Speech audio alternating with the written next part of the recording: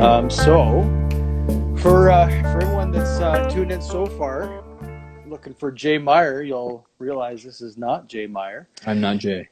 He has much more hair than I do. He does. Jay unfortunately couldn't make it tonight. Kind of had some unforeseen circumstances, but he did want to give a shout out to all of our loyal viewers, and I would like to thank my good friend Christopher Primeau for stepping up to bat and helping us out for this live so that we can still put something together for this evening. Chris, thank you. Welcome. Yeah, happy to be here, and big fan of Jay and the work that you guys are doing at Hearth and Home, and how much you guys have been growing over the last few years. A local business that's expanding outside of just Calgary and doing a great job just servicing the public and continuing to support employees throughout this crazy time, eh? Absolutely.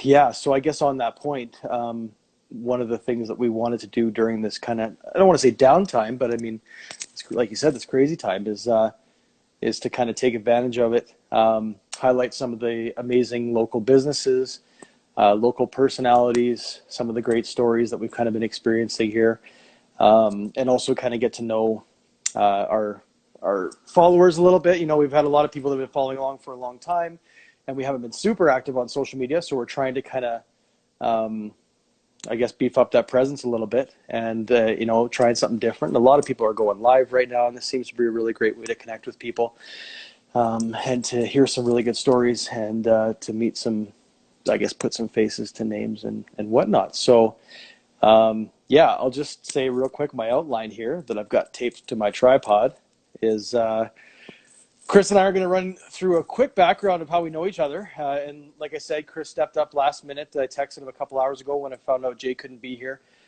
So thanks for being solid on that front. And it's really cool because Chris was on my list of people that I wanted to connect with in the next week or two. We've got some, what I think is really exciting stuff to talk about in the Impact Society, which I'll let you go into, but of course is a really great charity with an awesome cause. Goodpin, I guess, a fundraiser accelerator platform. Yeah, You can explain talk about that. Yeah. Super excited to hear more about that. We'll talk a little bit about Hearth and Home and what we've been up to in the last few weeks, just given everything that's going on. Like I said, send questions if you guys want to send over some jokes. Both Chris and I can really execute jokes with a straight face. So that can sometimes be funny. And when it's not funny, then it ends up being even funnier. Yeah. And then what I'll do, Chris, is I'll just tell these guys to make sure you're following Hearth and Home Fireplace on Instagram at Hearth and Home Fireplace, and then also Hearth and Home Matt. We're also on Facebook, of course, Twitter, all that stuff. And then if you could just tell us real quick if you know the handles for your Instagram and your Facebook or whatever you guys use for your platform. Yeah, for sure. My personal one is just my last name, Primeau, Primeau. But definitely want to follow Meet Goodpin, MEET Goodpin. That's the official account for Goodpin, and then Heroes Impact on Instagram as well. Two organizations that I love, that I spent a lot of time working with over the last few years. Actually, with Impact Society, it's been over 10 years that I've been involved with them in different ways. But it's a crazy time right now, and there are people doing great things, and small businesses, charities, and individuals coming together to make sure that our immediate needs as a community are taken care of, and that when we're ready to rebuild, actually, I'd say some of the rebuilding is already happening in really cool ways. So people are already adapting, and it's going to be tough, but I think coming together and having good conversations about what we can do together is what's going to help us get there. I love it. I'm just going to try to wave here. It worked. Yes. Nice. Okay, so fans. yeah, let's jump back to the background real quick here. So Yeah, you and I have known each other for a while, since 2000. 99 we moved here, and you were one of the first friends I made back fall of 99. Where'd you move from? Toronto. So born and raised there, moved here for grade 9, and we've been buddies ever since. Are you a Drake fan? Am I a Drake fan? Oh yeah, absolutely. Drake is a national treasure. Strongly believe that. Okay, not just a Torontonian treasure, he's a national treasure. All right, well, we'll save that for another time, because I don't know anything about Drake. I don't know. Champagne Poppy, that's all I know. Yeah, so like I said, know each other for 21 years now, I guess, and so we've been through all kinds of different stuff together, personally and professionally, and had the privilege to work with you close in a couple of different positions in organizations. Mhm. And I love the fact that we're still buddies and that we can do this, and the fact that we are doing this right now is pretty insane, actually. Yeah. Yeah. If you would have told us 20 years ago, this is what we've been doing. Um, so, yeah, tell me about the Impact Society. This is super Yeah, interesting. I want to hear yeah, about for it. sure. Impact Society is locally founded organization that's been running for 25 years now with curriculum development that improves the mental health and resilience of youth. That's where it primarily started with the Heroes program. There's a lot of people in this city and across our nation who've taken part in that. They have a series of programs that are all based on the same model.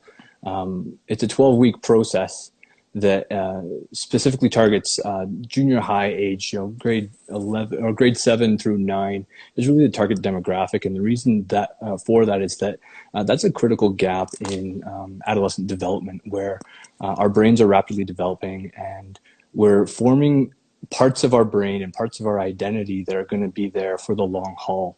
I can speak from my own personal experience moving here in grade 9 messed me up a bit. It was moving completely away from family and friends and patterns and a life that I thought at that age I kind of had figured out, and all the way to Calgary, where I had to start all over. And that was a real crisis in my life that thankfully I was able to make it out the other side. But I definitely spent a lot of years in a negative lifestyle, negative mindset.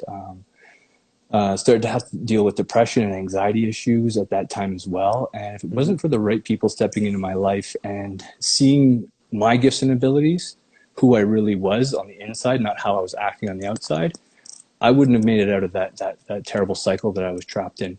And what the Impact Society does essentially is gives people the tools they need to form a strength-based identity so that they can navigate issues in life more effectively and maintain a positive mental well-being and mental health despite what the circumstances might be. So that's why we target that age group, because if we can get to them at that point, if we can give them these tools and help them to form a strength-based identity, for the rest of their lives, they'll be less willing to fall into negative patterns of behavior and negative mindsets that will put them on a different course. Wow, Yeah. that's potent. One of the questions that kind of popped up when you were mentioning that is, what types of things do you specifically do? Are you in schools? Are you doing sporting events? Yeah. Or Yeah. like, what do you guys do? Yeah, so we work a lot with the community, so schools, community serving organizations, youth centers. That's how I actually came into touch with the Impact Society. Was after I had a turnaround moment in my life, I started to give back and get involved in a local youth group and volunteer. Eventually, took on a job there and was doing that full time. And working with a lot of at risk was what I wanted to be doing. I wanted to be that person in people's lives that I had or sometimes I hadn't had in really difficult periods. But I wanted to be a source of support and guidance for young people caught up in tough situations. And that's when I met Jack, who's the founder of the Impact Society. Jack Toth Okay. founded Yeah. it back in '94. And that's how I got involved with the program. I started to use it in my community after school programs as well as the youth center that we were developing there.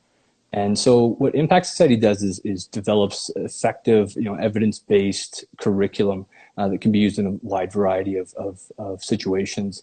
Primarily, it's in schools. Do a lot of work with Indigenous groups across Western Canada, Northern Mm-hmm. Alberta, and Northern BC. We're very active, where we're typically working through youth directors in the nation or within the school system as well. But we have a lot of partners, actually internationally as well, that are looking at different ways to adapt the program so that it fits into the needs of the community they're serving. So it's like software, and the hardware is a lot of different options for how it gets delivered. Yeah, absolutely.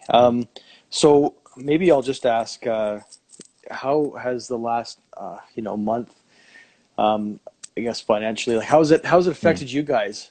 Because I mean, obviously, there's so many people that are going through. Well, we're all going through the same thing, Yeah, and a lot of people are being affected. Everybody's yeah, being affected. Of course, yeah. more some of us more than others. How does it affect essentially a not-for-profit? Yeah, I would say the not-for-profit sector as a whole is getting hit hard right now, especially in Calgary with this 5 years now of very low oil and gas. now getting hit twice as hard. So we really are in a perfect storm situation when it comes to donations, and the competitiveness for grants is going up because organizations that are doing great work need a way to fund that work and keep their employees and their services going. So I think as a sector as a whole, we've seen a lot of decline in donations. At the Impact Society, we're weathering the storm. We're definitely are feeling the hit, and we're working with as many different funding groups and individual supporters as possible to support the work that we do. But we've also had to adapt. Typically it's in school, like I said, where our programs are delivered, or in community centers. These are all shut down, and so what we've started to do is actually provide our journals as well as instructor guides so that people can get those online and have them shipped to their homes so they can run them in the house. And we're also doing Facebook Live sessions to help people walk through the curriculum and actually see how it's done when it's done by an expert facilitator. Right on. So you guys have been trying to harness the power of social media. Yeah, absolutely. And in the last year, we've actually been doing a pivot towards more digital programming. So we're looking forward to launching our Heroes at Home, which is our strength-based parenting program, in the next couple of weeks here. So we're putting the final touches on that, and we'll be launching that sometime after Easter.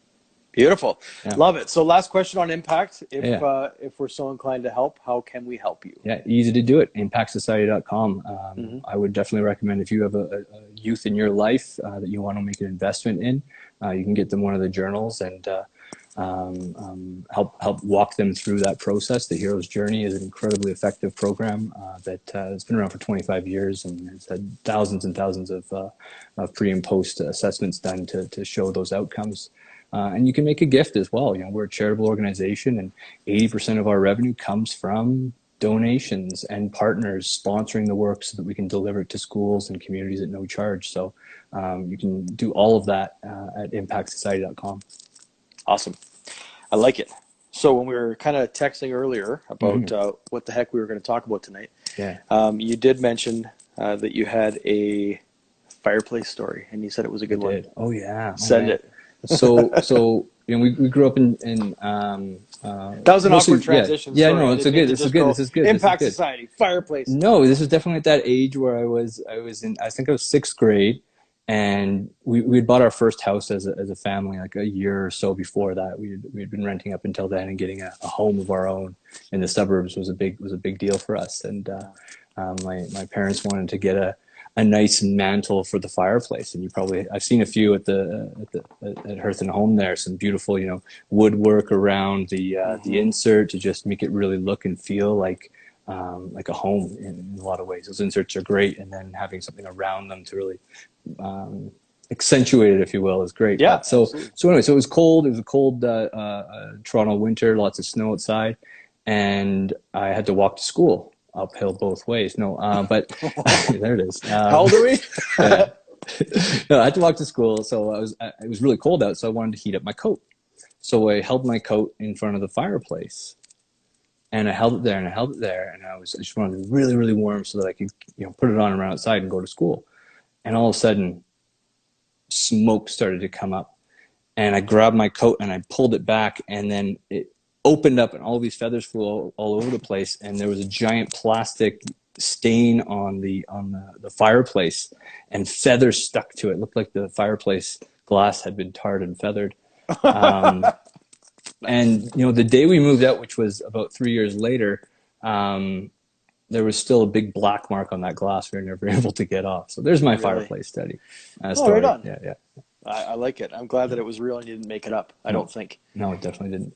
I was just actually remembering mine because I was trying to think if I had one, and I've got a few, but I don't know if you remember this, but actually it might have been before you guys moved to Calgary, but we had a fire out in the Purtis house in the family room, and I think what happened is my dad left. He closed the damper, which lets all the smoke and hot air out, but the fire was still smoldering, and it ended up starting a house fire. Oh no! I shouldn't laugh. It was terribly scary, but the fire department comes out to Purtis, which takes them like an hour. It's better now because they've got a new fire department closer to us. But that was actually a super scary time, and just, I guess, No similar kidding. to this in the sense that, lots of family and friends reached out to make sure we were okay and Hmm. brought over baked lasagna and all that kind of stuff. And Yeah.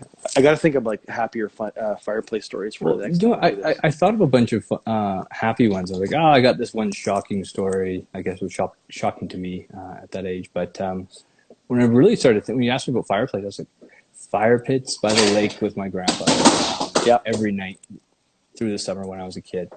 Christmas morning, putting a fire on, a real fire at my grandma's house. Like, Yeah. fire, like the times we've spent, the times that you and I have spent around a fire, telling stories, sharing jokes, and just hanging out.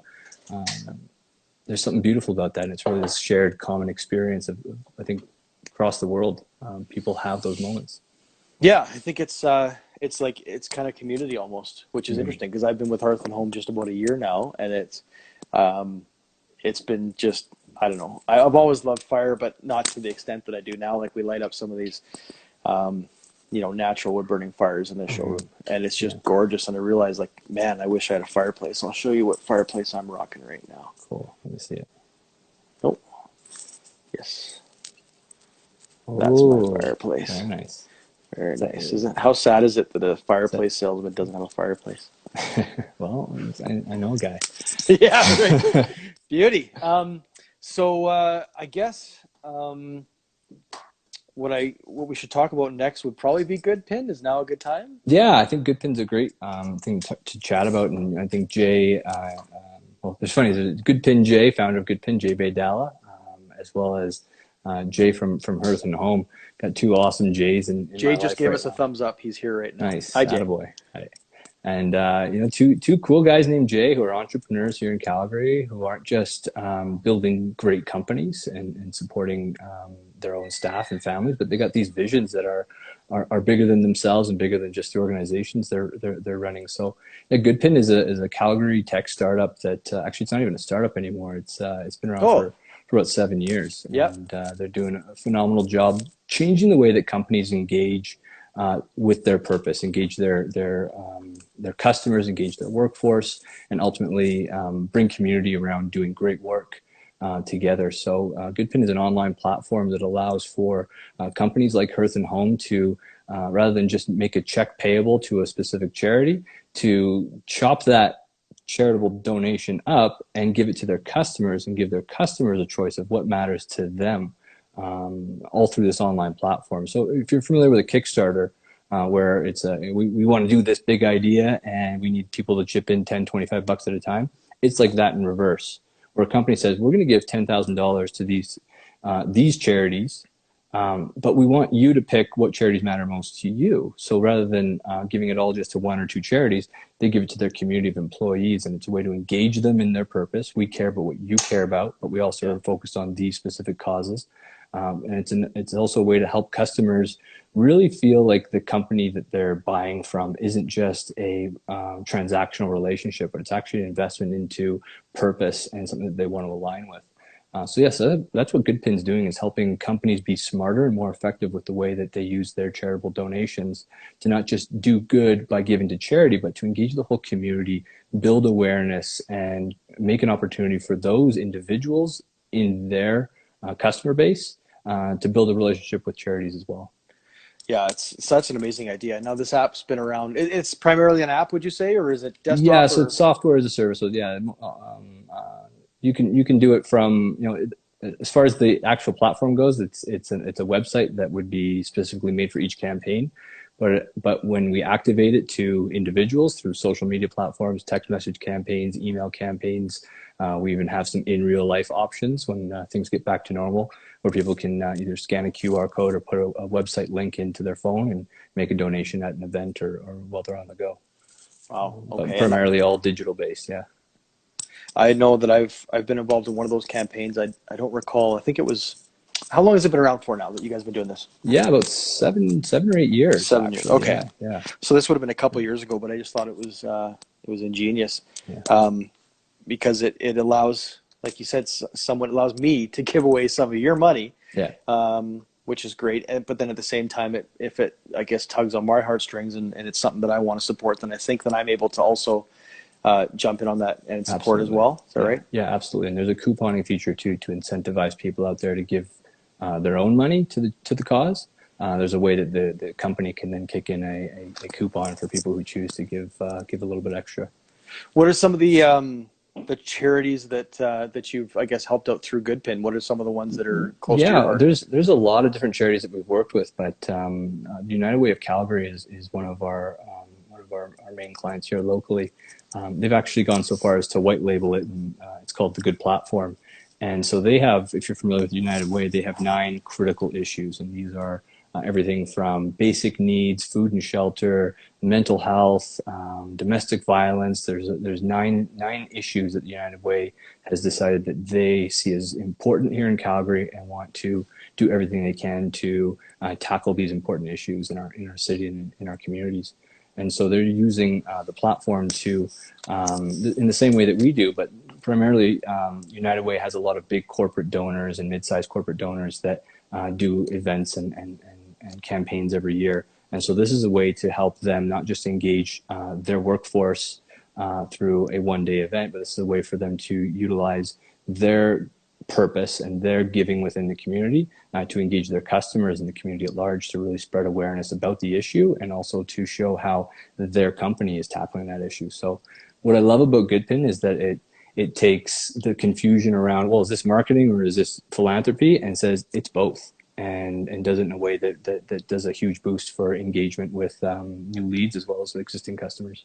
And it's still for such a good cause. So I mean, Yeah. even if it is marketing, Yeah. So real United, people yeah. that are benefiting. That Yeah, sorry, go ahead. exactly. Yeah, but yeah, to answer your question, the United Way of Calgary is a big one that we definitely see doing an amazing job right now. They're really rallying together as well to do emergency support for frontline organizations that are working to support people during the COVID-19 breakout. So yeah, it's a phenomenal organization, a pillar of our community. I'm really happy to see Goodpin being used to help transform them into the digital fundraising world. Yeah, yeah. You know, when I texted Jay and told him that when he let me know that he wasn't able to make it tonight, and I texted him and said, well, my good friend Chris, you'll know him through, United Way, because I think you guys met through United Way at one point. And we're going to chat about Impact and Goodpin. And actually, what Jay surprised me with, I didn't realize this, but he said that I believe next week, Hearth and Home is going to be doing a campaign with you guys, Awesome. which I didn't realize. So he's Very pledged cool. $2,000 to, I guess, to do the Goodpin thing with, That is so cool. yeah, with whatever causes you guys do. So I just when we were kind of chatting about Hearth and Home and how we give back, offline. That was one of the things that I don't know, that surprised me, and I appreciate that, especially in these times, because it's tight for everybody right now. That's cool. So yeah, I guess that was some kind of cool, good news, Awesome. and I think Jay's still watching, so he might give a thumbs up here. Yeah. But Great. Well, that's cool. yeah, That means so that people listening too, if they're following this Instagram account, they'll be able to give away some of Jay's money, which is fun. absolutely, That's always a fun yeah. thing to So we'll do, and get pick a that cause that online. matters to you. Exactly. All of the people on our email list, I believe, as well as obviously all of our viewers, will get that. We'll get that email, and then, like I said, give away Jay's money. That's great. This is Ben Johnson. So, Yeah, fun cousin Ben. fact: There he is. Ben, who just joined us, and Chris. This sounds wrong. They We both married me. married you. Yeah. Yes.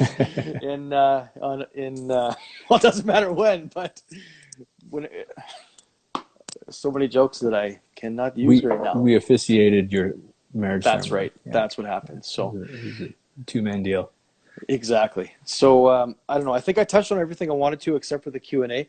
Was there anything you wanted to touch on, Chris, before we run through that and see if there was anything fun fact? Yeah, I'm thinking about everybody who's stuck at home right now, and there's a lot of need in our world, but there's also a lot of uncertainty about what the future might hold. So it's important for us to think about, talk about, and share ideas on how we can help make our homes a better place, how we can make our families stronger and healthier at this time, and impact our communities. So thanks for giving me a bit of this platform here, Matt. But I did want to ask you about Hearth and Home, and homeowner, and there's a lot of people at home right now that might not be up to their maintenance on their fireplaces and stuff. What kind of things can I be doing at my? I got a rental house down in Silverado, that probably needs some love and care, and I could probably get to that at this time. What things should I be looking for and doing to make sure that my home is safe and reliable? Well, I'll touch on the first part of kind of what you were saying. It's interesting right now because a lot of businesses, large and small, are all saying, "Hey, we're here to help." And the biggest thing, as a former business owner and now working with Hearth and Home, is I think, well, what does that mean? You keep saying, "We're all here to help," and it's like, well, does it feel like a marketing thing? Here's our message. Mm-hmm. Send whatever you need. But one of the things that we did at Hearth and Home, kind of under the radar, nonchalantly, was we offered that help to our past and existing customers because, with our demographic, we've got a lot of, mid to sorry, how do I phrase that? We've got, a lot of folks that aren't able to, they're not as mobile and they need some help with things.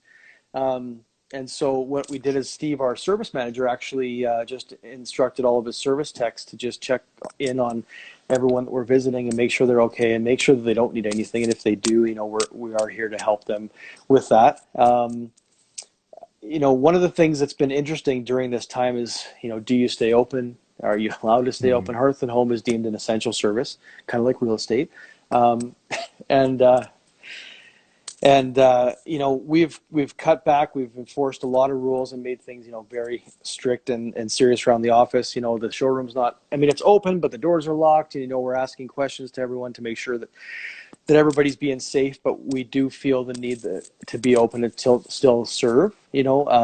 When you talked about your rental property, right now we probably won't come in and do a clean in service to make it look pretty if it's not working, and we still need this. You still need a heater because, I mean, it's, what is it, April 6th, and it snowed this morning. Mm-hmm. Then absolutely we'll come out there if your fireplace isn't working. But Yeah, that's definitely an essential service, and it's good to know that you guys have. It sounds like you've pivoted your service team to really focus on the most urgent needs, and yeah. if people's homes aren't heated this time of year, it can still cause a lot of pain if your heater breaks down.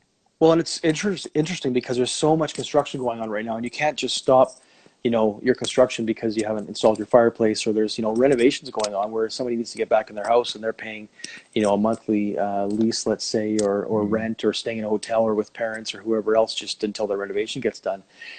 So, we do agree that we need to get that moving. And one of the things we've seen a spike in is actually is for, say, like wood stoves for kind of a backup emergency heat source. And it just kind of reinforces the fact that that we do have some products that are unique and really fun to do. Some of the houses I've been out to recently that are looking for that kind of supplemental heat, especially out in Cochrane, Bragg Creek, Prentice areas that they might lose power or heat for a few days even. So I think kind of to touch on, I guess, how we can help and what we can do.